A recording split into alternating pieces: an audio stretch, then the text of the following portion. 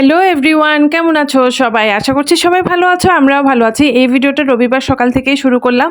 তো সকাল এখন 11টার মতো বাজে। তো বাসায় তো খাবারে একদম ভর্তি। তো সকালবেলা ব্রেকফাস্ট করার জন্য মানে সবাই খাবার দাবার রেডি করছিলাম, যেহেতু আজকে বাসায় অনেক খাবার। ওই যে বললাম গতকালকে আমার জায়ের বোনরা এসেছিল, মানে বোনের জামাই ভাই।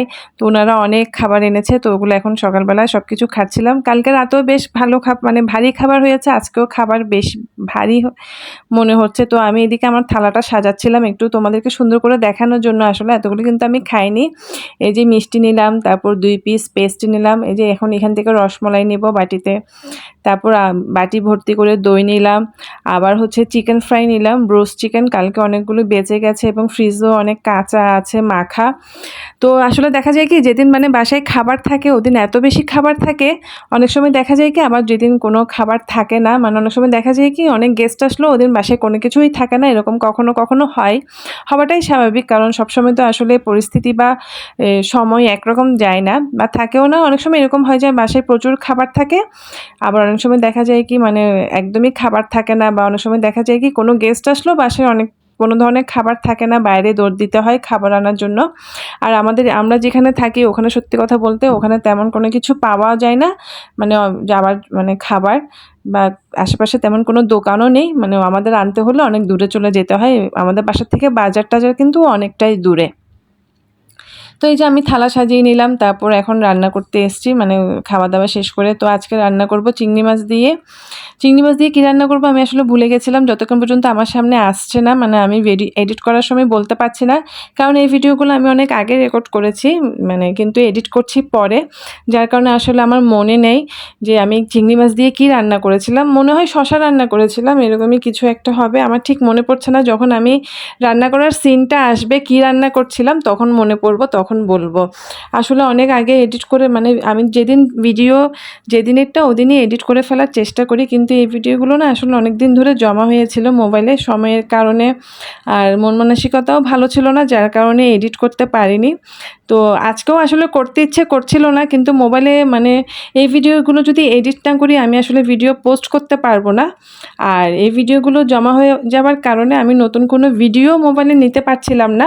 তো যার কারণে আজকে একদম মানে ইচ্ছার বিরুদ্ধে গিয়ে এগুলো এডিট করলাম, কারণ মন মানসিকতাটা একদম ভালো নেই, যেটা সত্যি কথা।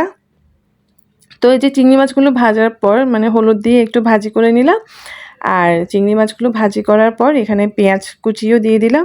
কিন্তু বিশ্বাস করো আমি এখনও বলতে পারছি না যে মানে এটা আমি কিসের তরকারি রান্না করেছি, আমার এখনও একটু মনে পড়ছে না।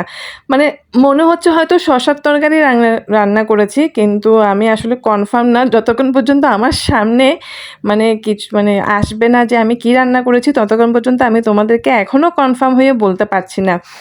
তো চিংড়ি মাছ আর পেঁয়াজটা ভাজি করার পরে এখানে যে মশলাগুলো দিয়ে দিলাম, এগুলো আমি পানি, লবণ, মরিচ, হলুদ, জিরা সব কিছু দিয়ে মিক্সড করে রেখেছিলাম।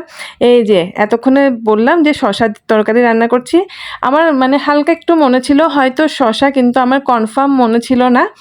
যতক্ষণ পর্যন্ত ভিডিওটা আমার সামনে আসছে না শশাটা, ততক্ষণ পর্যন্ত আমি কনফার্ম হয়ে বলতে পারছিলাম না, কিন্তু মনে হচ্ছিল যে শশাই রান্না করেছিলাম। তো এই যে শশাই রান্না করেছিলাম, এটা এতক্ষণে কনফার্ম হলাম যে আমি ওই দিন শশার তরকারিটাই রান্না করেছিলাম। তো মশলার সাথে শসাটা দিয়ে দিলাম, এখন ওটা ভালো করে কষিয়ে নিব। আর আসলে মানে এই রান্নার ভিডিওগুলো আমি না অত ডিটেলসে করিনি, যেটা সত্যি কথা, একটু একটু করে শেয়ার মানে একটু একটু করে ক্যাপচার করেছি মোবাইলে। তো এখন এই যে মশলাটা কষানো হয়ে গেছে, বেশ ভালো করে মশলাটা কষানো হয়ে গেছে, একদম মশলাটা বারবার কড়াইয়ের সাথে লেগে যাচ্ছিল, আর মানে তেলটাও অনেকটা ভেসে উঠেছে। তো নিচে মশলাটা লেগে যাওয়ার মতো অবস্থা। তো এখন আমি এখানে মানে পরিমাণ মতো জল দিয়ে দিচ্ছি। এই যে আমি এখন পরিমাণ মতো জল দিয়ে দিলাম, তো জল দিয়ে ওটা একটু ঢাকা দিয়ে রাখবো। তারপর এই তরকারিটা হতে হতে আমি স্নান করে এসেছিলাম, মানে স্নান করে আসার পর এখানে আমি মিষ্টি কুমড়া ভাজি করেছিলাম আর শুকনো মরিচ ভাজি, তারপর চিংড়ি মাছ ভাজি। তো চিংড়ি মাছ ভাজি দিয়ে আবার মিষ্টি কুমড়া ভাজি করে পেঁয়াজ, কাঁচা মরিচ, শুকনো মরিচ, তারপর ধনিয়া পাতা, সরিষার তেল দিয়ে মিষ্টি কুমড়া ভর্তা করছিলাম। তো এদিকে দুপুরবেলা খাওয়া দাওয়া সব কিছু শেষ করলাম, ওগুলো আর কিছুই রেকর্ড করিনি। এখন বিকাল 6:30টার মতো বাজে, মানে সন্ধ্যা। তো ফুচকা খাবো, তো ফুচকা ভাজবো এখন।